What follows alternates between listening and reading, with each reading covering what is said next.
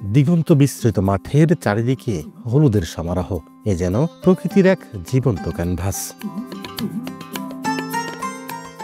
মাঠের এই সৌন্দর্য আরও বাড়িয়ে দিচ্ছে মৌমাছির দল। ফুলে ফুলে মধু সংগ্রহের এ দৃশ্য মন কেড়ে নিচ্ছে প্রকৃতিপ্রেমীদেরও।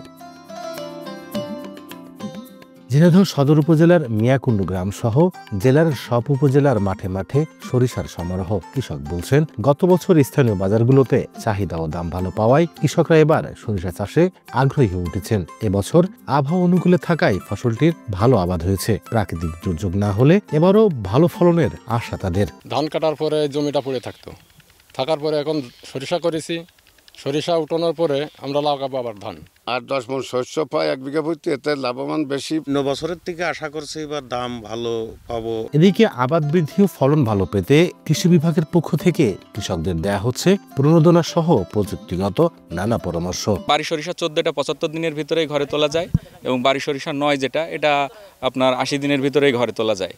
কাজেই কৃষক যদি এই হারভেস্ট সরিষার ঘরে তোলার পরপরই সে বোরো ধানের আবাদ করতে পারে, কোনো সমস্যা হয় না। জেলা কৃষি সম্প্রসারণ অধিদপ্তরের দেওয়া তথ্য মতে এবছর জেলার 6 উপজেলায় 10,606 হেক্টর জমিতে 19,457 মেট্রিক টন সরিষার উৎপাদন লক্ষ্যমাত্রা ধরা হয়েছে। লোটাস রহমান সোহাগ, সময় সংবাদ, ঝিনাইদহ।